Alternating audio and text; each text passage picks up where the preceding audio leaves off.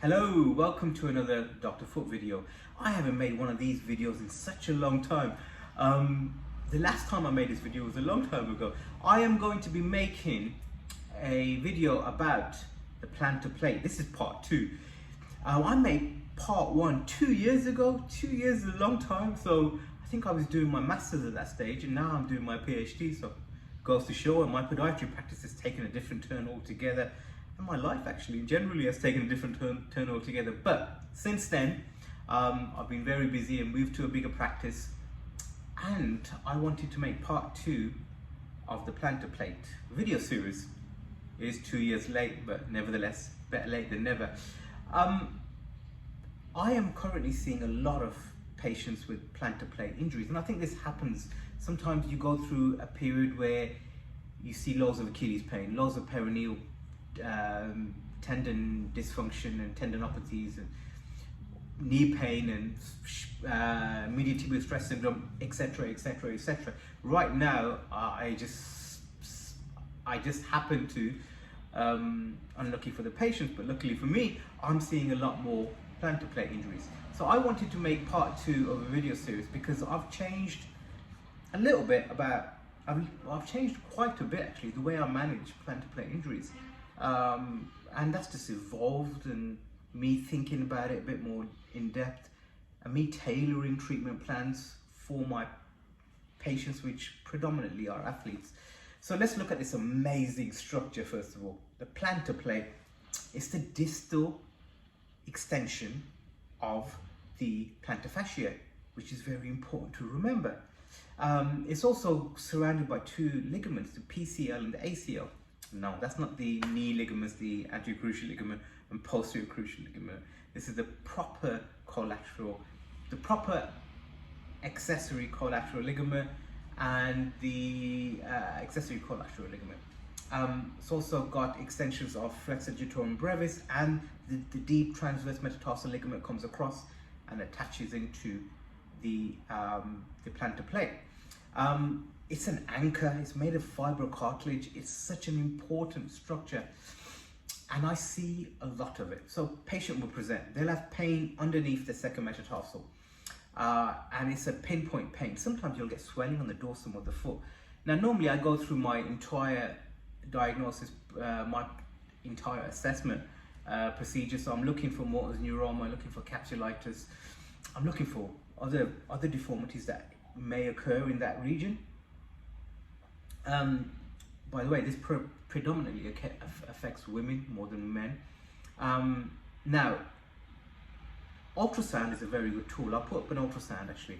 You can sometimes pick it up on ultrasound, but the digital latence test is awesome. So you grasp the head of the metatarsal. I actually come a bit proximal, so I come behind it, and you're doing a glide, and you're looking for pain, and you're looking for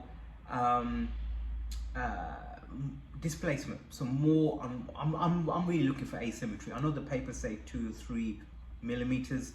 I think it's described initially by, is it Thompson and somebody else in 1987? I can't remember this. Thompson Hamilton, I think. I think it's described by them, that particular test. And it was graded by them as well. I find it difficult to grade that test, but that's how you would grade it, and that's how you would diagnose it. And obviously you've got differential diagnoses as well, but I'm going to focus more on the plantar plate. Now my treatment for this has changed a little bit. So initially, as most podiatrists do, we give them taping. I'll put up a picture of the kind of taping we do. We offload the second metatarsal.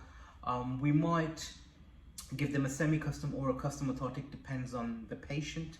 I know Nick Knight, you can't really talk about plantar plates without talking about Nick Knight, who's an awesome bloke, by the way, top bloke. He likes to use the carbon fiber rigid orthotics with, it's got a slight upward, trying to find the right word, upward trajectory, so it acts as a rocker bottom, that's the word, as a rocker bottom. I don't really like them, it's just a personal choice. I like the Hoka 1-1 Carbon X. Yes, there is 2 ones in there. It's a really good running shoe. It's got a nice stiff sole and it's got a rocker bottom. It's very, very good. So what I've started to do differently now is I've started to do more class 4 laser treatment initially, which I find really beneficial to reduce the pain and discomfort. And then I get obsessed about the causes. So I see dancers, runners. Who else have I seen recently? A lot of runners. A triple jumper who's going to be competing at the Commonwealth next year. A couple of dancers, sort of cricketer. And so I get obsessed about the causes. And each single one of these sports has a different mechanism of potential injury. So there's different forces being applied depending on what sport you do. So I get obsessed with the movements that they do, what kind of proximal structures are being used. So I'm then looking for asymmetry further up, and that could be from the shoulder all the way down to the foot. So I'm at the stage now where I'm confident with assessing a spine, I'm confident with assessing hips, knees, and adductors and everything below that. So I'm looking for asymmetry. I'm also, one of the causes of a plantar plate injury in the second metatarsal is there is an incompetent first metatarsal. So it's not functioning the way it should function. That could be because of hallux limitus, so you got limited motion in the big toe, or it could be a localized problem with the first metatarsal. So we're looking at addressing that because that could be a primary cause, especially in athletes. Other things I'm starting to do, which I don't know if there's a lot of evidence for, but I find it useful as part of a multimodal treatment plan. So I'm doing acupuncture in the triceps surae, and I find that that really helps the plantar plate.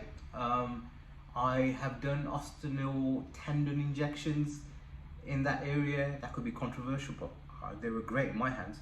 I don't like putting steroid there. I like this other injection called Trumeal, which I'm a massive fan of.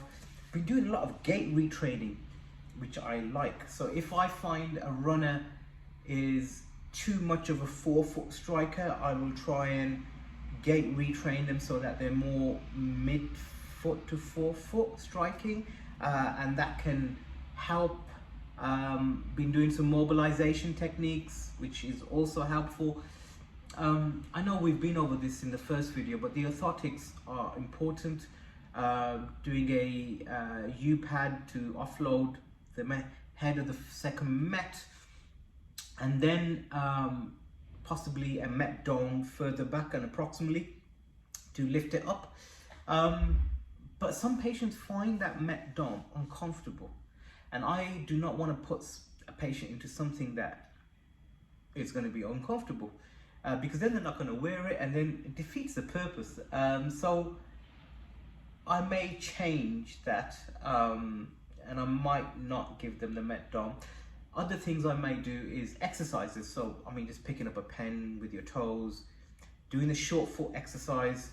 It's pretty good to try and develop the intrinsic muscles in the foot. Obviously the proximal exercises, getting a resistance band and putting it over the toes and doing like a resisted flexion, that can really help. So these are my current thoughts on how I'm treating plantar plate injuries. It varies from patient to patient. I think the biggest change I've made is I've really altered my treatment plan a lot based on an individual patient. It's really tailored compared to what I used to do before, which was almost like everybody got the same sort of thing. It changes a lot now. I keep the same principles because the principles always remain the same, but every single patient has different needs that they're putting through. I don't see many elderly patients at all. They tend to be very active, so my cohort is slightly different. Anyway, I hope I've said something that somebody might find interesting and helpful. If you have any questions about the plantar plate injuries, please let me know. Take care.